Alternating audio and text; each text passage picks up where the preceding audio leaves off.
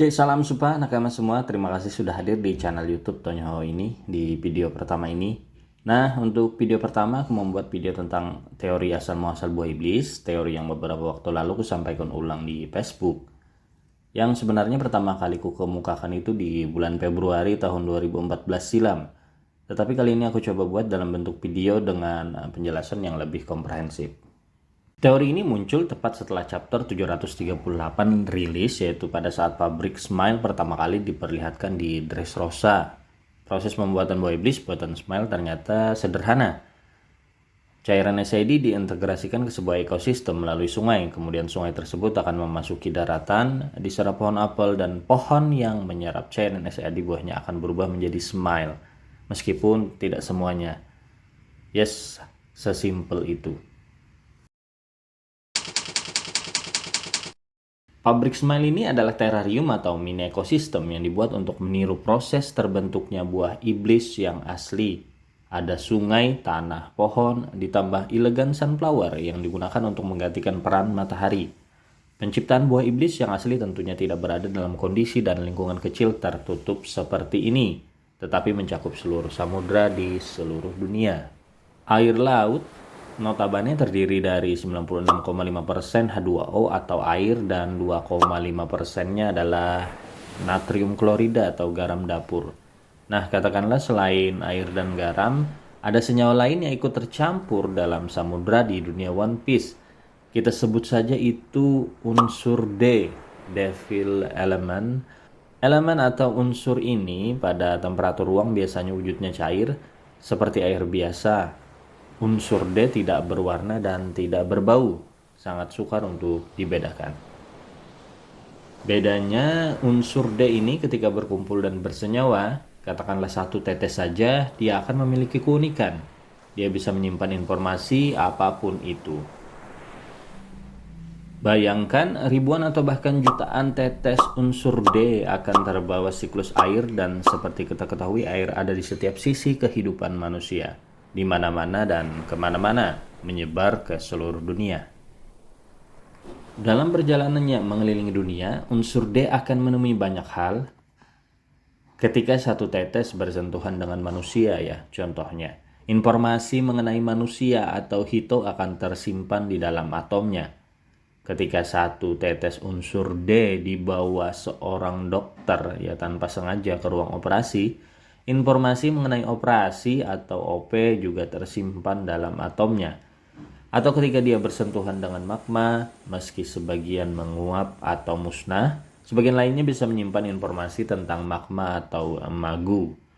Begitu seterusnya untuk cahaya atau pika, es atau hie, pintu atau doa, gelembung atau awa, bahkan hingga jiwa atau soru dan kebangkitan atau yomi. Dua informasi yang didapat dari konsep atau ide. Nah, buah iblis golongan paramesia muncul ketika unsur D terpapar informasi, konsep atau ide. Golongan logia bersentuhan langsung dengan alam, sedangkan golongan joan yang muncul ketika unsur D bersentuhan langsung dengan makhluk hidup. Di mana ancient joan muncul ketika unsur D bersentuhan dengan fosil hewan bersangkutan, mungkin contohnya adalah mammoth atau dinosaurus. Sedangkan mythical joan bisa saja itu ketika unsur D terpapar informasi atau bahkan di satu masa hewan mistis tersebut benar-benar ada dan bersentuhan langsung.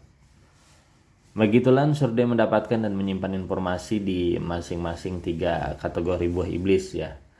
Side note ya teman-teman, karena ada beberapa objek yang tidak tangible atau bisa dikatakan abstrak seperti operasi, kematian, kebangkitan, ataupun masa depan. Karenanya unsur D untuk menyimpan informasi hal-hal tersebut, dia tidak dengan metode bersentuhan langsung, melainkan dengan menyimak informasi tentang hal-hal tersebut. Setelah menyimpan informasi, unsur D dalam wujud cairnya pada akhirnya akan diserap berbagai tumbuhan. Di sembarang tempat tanpa cacat, tanpa kejanggalan, tumbuhan tersebut akan menghasilkan buah iblis. Peristiwa ini jelas cocok-cocokan, karena beberapa buah iblis rupanya identik dengan buah tertentu. Misal buah iblis kaku yang bentuknya seperti pisang, atau buah iblis kaido yang bentuknya seperti buah cemara. Kecocokan inilah yang akhirnya membuat bentuk buah iblis konstan. Beberapa kali muncul pun dia akan mewujud kembali di buah yang sama melalui tumbuhan yang sama. Karenanya katalog buah iblis bisa dibuat sehingga bisa digunakan oleh Marshall Dietrich atau Kurohige untuk mencari buah iblis Yami Yami no Mi, dan juga Sanji ya yang terobsesi dengan Suke Suke no Mi. Unsur D terkonsentrasi di Grand Line, makanya buah iblis lebih banyak ditemukan di samudra ini dan jarang ditemukan di luar Grand Line. Ketika seseorang memakan buah iblis ya, unsur D akan mengubah DNA pengguna tersebut, yang kalau di istilah One Piece adalah life blueprint ya, blueprint kehidupan. Sesuai dengan informasi yang dia simpan. Jadilah pengguna buah iblis dengan berbagai keunikan sesuai informasi yang disimpan unsur D tersebut. Ketika pengguna buah iblis tewas, unsur D akan menguap, terbang hinggap kembali ke inang buah baru yang cocok dengannya atau kembali ke laut untuk bersiklus ulang. Makanya buah iblis salamander tipe axolotl ketika Smiley atau slime tewas di Fang Hazard, unsur D langsung hinggap kembali ke buah apel terdekatnya ya. Mungkin dia cocok dengan buah apel. Buah apel ini memang menarik untuk dibahas ya nakama, karena juga digunakan Caesar Clown sebagai dasar buah iblis buatannya. Juga digunakan sebagai dasar ketika Vegapunk mengkopi buah iblis Kaido.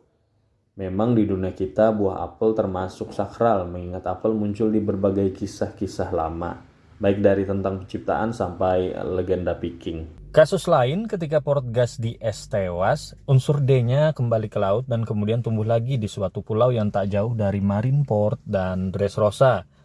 Ke sebuah pohon jeruk tumbuh kembali yang kemudian didapatkan oleh Doflamingo untuk dijadikan hadiah di turnamen di Carida Coliseum yang kita ketahui kemudian dimakan oleh Sabo.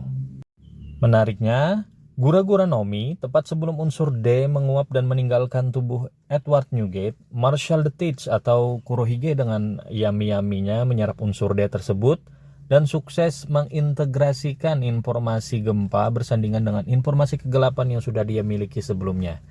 Alasan kenapa tubuh Teach bisa menerima dua perubahan tentunya masih menjadi misteri. SAD adalah salinan murahan buatan Caesar Clown untuk unsur D. Dia membuat SAD dengan membuat cairan dari berbagai DNA binatang ya, atau sekali lagi kita sebut sebagai life blueprint. Makanya SAD terbatas hanya Joan saja. Vegapunk dengan kejeniusannya bisa mengkopi unsur D Wonomi Kaido.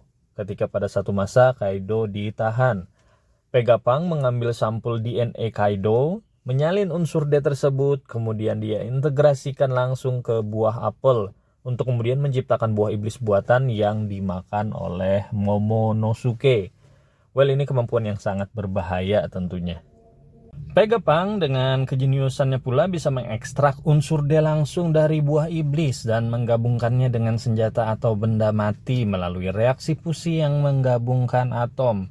Muncullah senjata-senjata buah iblis seperti lasso yang merupakan kombinasi buah iblis anjing model Dachshund dengan meriam, maupun Pangfrit ya, kombinasi buah iblis gajah dengan pedang. Hal yang sepertinya lagi-lagi ditiru Caesar Clown untuk Smiley yang merupakan kombinasi gas beracun korosif dan mudah terbakar hidrogen sulfida dengan buah iblis salamander tipe axolotl. Sementara Bunbuku, teko yang dimiliki Tenguyamahi Tetsudi Wano, entah sengaja atau tidak bisa diintegrasikan oleh pemiliknya yang merupakan seorang penempa pedang kelas atas. Bunbuku adalah kombinasi teko dengan buah iblis anjing tipe Tanuki.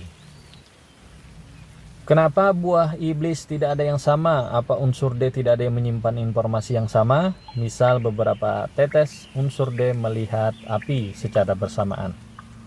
Nah, meskipun terpisah-pisah menjadi jutaan tetes, mereka aslinya satu kesadaran kolektif atau bisa kita sebut sebagai One Piece, satu kesatuan. Jadi setiap tetes unsur D memastikan tidak info yang sama, karenanya buah iblis menjadi unik-unik. Demikian dongeng tentang penciptaan ini selayaknya didengarkan dan dinikmati tanpa harus terlalu dipikirkan sampai mengernyitkan dahi. Terima kasih untuk nakama yang menyaksikan video ini sampai habis. Salam supa nakama semua dan semoga bisa jumpa lagi di video selanjutnya.